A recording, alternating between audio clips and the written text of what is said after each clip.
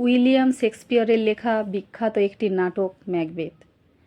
এই নাটকে দেখা যায় শেক্সপিয়র ওইসব লোকের জন্য বলেছেন যারা ক্ষমতার লোভে অন্ধ হয়ে যায়। এই নাটকে ম্যাকবেথের ক্ষমতার প্রতি যে লোভ সেটাই দেখানো হয়েছে। এই গল্পের নায়ক হলেন ম্যাকবেথ, স্কটিশ সেনার একজন খুব বাহাদুর জেনারেল, যে 3টি ডাইনির ক্ষমতা শুনে নিজে ক্ষমতাশালী রাজা হবার চেষ্টা করেছে। সম্পূর্ণ নাটক সম্বন্ধে জানার চেষ্টা করি। আসুন শুরু করি। ম্যাকবেথ হলেন একজন স্কটিশ নোবেলম্যান এবং থেন অফ গ্লেমিস, অর্থাৎ ম্যাকবেথ গ্লেমিসের প্রধান। সাধারণত রাজাই এদের নিয়োগ করে থাকে। পরে রাজাকে হত্যা করে স্কটল্যান্ডের রাজা হয়ে যায় এই ম্যাকবেথ। আর এসব কাজে লেডি ম্যাকবেথ অর্থাৎ ম্যাকবেথের স্ত্রী তাকে সাহায্য করে।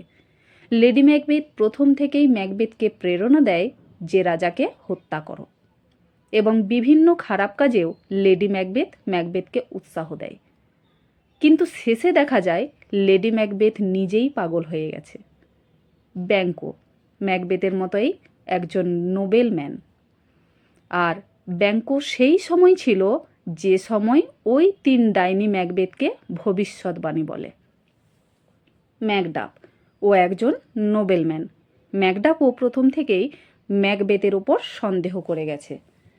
ম্যাকডাফ বুঝতে পেরেছিল যে ম্যাকবেথই হয়তো ডানকানকে হত্যা করেছে, আর যখন ম্যাকবেথ ম্যাকডাফের পরিবারকে মেরে ফেলে তখন ম্যাকডাফ পুরোপুরি বিশ্বাস করে ফেলে ম্যাকবেথই রাজা ডানকানকে মেরে ফেলেছে।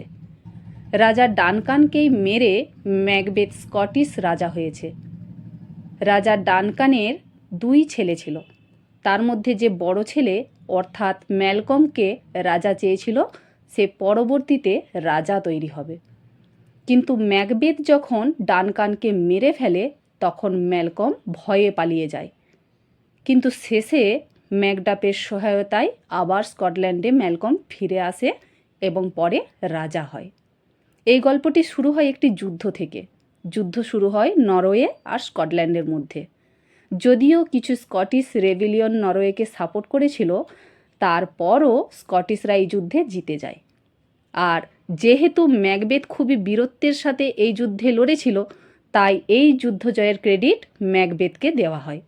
এরপর যুদ্ধ জিতে ম্যাকবেথ এবং ব্যাঙ্কো বাড়ি ফিরছিল, আর ঠিক তখনই এদের সামনে 3 ডাইনির আবির্ভাব ঘটে। এই 3 ডাইনি ম্যাকবেথের ভবিষ্যৎ বলে দেয়। একজন বলে, তুমি থেন অফ কডার হবে, এমন দিন আসবে যে তুমি স্কটল্যান্ডের রাজাও হবে।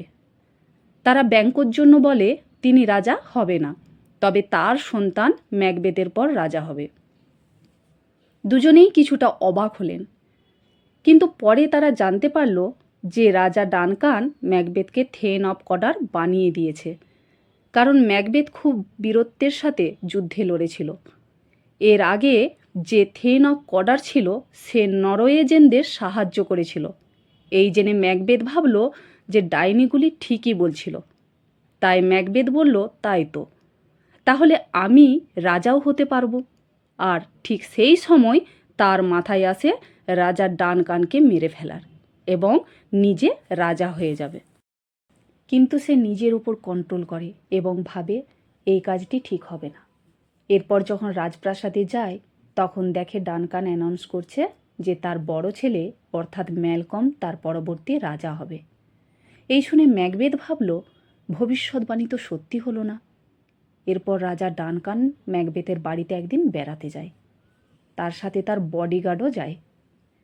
এরপর এন্ট্রি নেয় লেডি ম্যাকবেথ। লেডি ম্যাকবেথের মনের ইচ্ছা ছিল যে সে রানী হবে, অর্থাৎ লোভী স্বভাবের ছিল। ম্যাকবেথের কাছ থেকে সে ডাইনিদের কাছ থেকে জানতে পারে তখনও রাজা ডানকান তাদের মহলে আছে। লেডি ম্যাকবেথ জানে যে তার স্বামী কখনোই রাজাকে মারতে পারবে না, আর ডানকান যখন বাড়িতে আছে তাহলে এটাই সুযোগ। রাজাকে মেরে ফেলে দিলে তাদের মনোবাঞ্ছা পূরণ হবে। প্রথমে ম্যাকবেথ লেডি ম্যাকবেথের কথা শোনেনি। তখন লেডি ম্যাকবেথ একটি ফন্দি বের করে ম্যাকবেথের পুরুষত্বের ওপর কথা শোনায়। অবশেষে ম্যাকবেথকে রাজি করিয়েই নেয়। সেই রাতে দুজনে মিলে রাজা ডানকানকে হত্যা করে। যেই অস্ত্র দিয়ে হত্যা করে সেই অস্ত্র রাজার ডানকানের একটা বডিগার্ডের হাতে দিয়ে দেয়, যাতে করে সবাই ভাবে যে ওই বডিগার্ডটাই রাজাকে হত্যা করেছে। তারপর সকাল হতেই ম্যাকডাফ আসে, সঙ্গে কিছু লোকজনও আসে। তারা যখন দেখে রাজা ডানকান মরে পড়ে রয়েছে, তখন ম্যাকডাফ একটি অ্যালার্ম বাজিয়ে দেয় আর সবাই চলে আসে। ম্যাকবেথ ও লেডি ম্যাকবেথও সেখানে উপস্থিত হয় আর সেখানে নাটক শুরু করে দেয়, যাতে করে কেউ সন্দেহ না করে। ম্যাকবেথ সঙ্গে সঙ্গে ওই বডিগার্ডগুলিকে মেরে ফেলে, যাতে করে কোনো সত্যি কথা যেন না বলতে পারে। সবাই প্রশ্ন তুলে যে কেন এই কাজ করলে। তখন ম্যাকবেথ বলে, ওরা আমাদের প্রিয় রাজাকে মেরে ফেলেছে। সেখান থেকে রাজার 2 ছেলে পালায়, এই ভেবে পালায় যে তার বাবাকে মেরে ফেলেছে, সে তাদেরকেও মারতে পারে। কিন্তু পরে তাদের উপর সন্দেহ যায়। ম্যাকবেথের একটি সুবিধাও হয়। এর মধ্যে ব্যাংকও সন্দেহ করে এই হত্যা ম্যাকবেথই করেছে, কারণ ডাইনিদের ব্যাপারে ব্যাংকও সবটাই জানত। কিন্তু ব্যাংকও এইসব ছেড়ে ভাবল ডাইনিদের 3 নাম্বার ভবিষ্যৎবাণীটি কখন সত্য হবে, কখনই বা তার ছেলে রাজা হবে। ম্যাকবেথ ভাবছে ব্যাংকোর কিছু করতে হবে, কেননা ব্যাংকো সব জানে এবং ভবিষ্যতে সে কিছু করতে পারে। এরপর ম্যাকবেথ একটি পার্টির আয়োজন করল। সবার সাথে ব্যাংকোকে আর তার ছেলেকে ইনভাইট করে, আর তার সাথে 2টি গুন্ডা ভাড়া করে নিয়ে আসে ব্যাংকোকে মারার জন্য। ব্যাংকো আর তার ছেলে যখন আসছিল, তখন সেই গুন্ডা দল রাস্তাতেই ব্যাংকোকে মেরে দেয়, কিন্তু তার ছেলে সেখান থেকে বেঁচে পালিয়ে যায়। এরপর ওই পার্টিতে ম্যাকবেথ ব্যাংকোর ভূতকে দেখতে পায় আর পাগলের মতো আচরণ শুরু করে। ব্যাংকোর মৃত্যু আর ম্যাকবেথের এই পাগলামিতে সবাই সন্দেহ করে।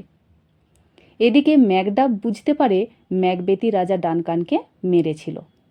এরপর ম্যাকডাফ চলে যায় ডানকানের ছেলে ম্যালকমের কাছে, যে ইংল্যান্ডে চলে গেছিল। ওখানে ডানকানের পুত্র ম্যালকম ম্যাকবেথের বিরুদ্ধে একটি সৈন্য তৈরি করে। ইংল্যান্ডের রাজা ম্যালকম আর ম্যাকডাফ সবাই মিলে ম্যাকবেথের বিরুদ্ধে একটি আর্মি তৈরি করে। ম্যাকবেথ এদিকে ওই 3 ডাইনির কাছে যায় এবং জিজ্ঞাসা করে, আমার মৃত্যুর ব্যাপারে কি জানো? তখন এই 3 ডাইনি ম্যাকবেথকে 3টি কথা বলে। প্রথম কথাটি হলো, ম্যাকবেথকে ম্যাকডাফের কাছ থেকে সতর্ক থাকতে হবে। দ্বিতীয় নাম্বার, কোনো মহিলা থেকে জন্মানো মানুষ তোমাকে মারতে পারবে না। তৃতীয় নাম্বার, তোমার রাজত্বকাল ততদিন থাকবে যতদিন না বিরলামের জঙ্গল তোমার এই রাজপ্রাসাদে এসে পৌঁছাচ্ছে। এই কথা শুনে ম্যাকবেথ খুব খুশি হয়। ম্যাকবেথ ফিরে এসে ম্যাকডাফকে মারার জন্য লোক পাঠায়, কিন্তু ম্যাকডাফ তো ইংল্যান্ডে চলে গেছে, তাই সে বেঁচে যায়।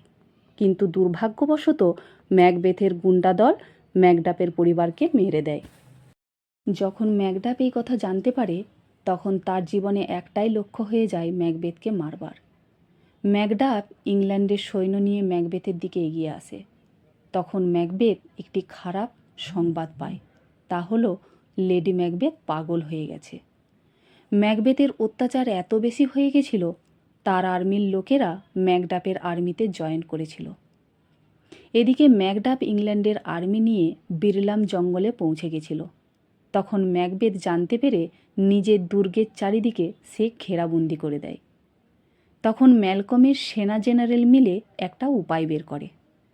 তারা জঙ্গলের ডালপালা কেটে তাদের সামনে ধরে নেয় এবং চলতে থাকে, যাতে ম্যাকবেথের সেনা বুঝতে না পারে তাদের সেনাদের কতজন লোক আছে। এদিকে ম্যাকবেথ দুর্গে বসে থাকে। তখন আরেকটি দুঃসংবাদ আসে যে লেডি ম্যাকবেথ মারা গেছে, আর এই মৃত্যু ম্যাকবেথকে ভিতর থেকে শেষ করে দিয়েছিল। এদিকে ম্যালকমের সেনা গাছের ডালপালা নিয়ে এমনভাবে এগিয়ে আসছিল যে তাদের মনে হচ্ছিল যেন বিরলাম জঙ্গলে হেঁটে চলে আসছে। এখানেই ডাইনিদের একটি ভবিষ্যৎ সত্যি হয়ে যায়, আর ম্যালকম সেনা ম্যাকবেথকে ঘিরে ফেলে। ম্যাকবেথ অট্টহাসি হাসতে থাকে আর বলে, কোনো মহিলার জন্ম দেওয়া মানুষ আমাকে মারতে পারবে না। তখন ম্যাকডাফ বলে, তাহলে আমি তোমাকে মারতে পারবো, কারণ আমি জন্মাইনি, আমি সিজারে হয়েছি, অর্থাৎ পেট কেটে আমাকে বের করা হয়েছে। তারপর ম্যাকডাফ ম্যাকবেথকে মেরে ফেলে, আর ডাইনিদের 3 নম্বর ভবিষ্যতও সঠিক হয়ে যায়। এরপর ম্যালকমকে স্কটল্যান্ডের রাজা করে দেওয়া হয়।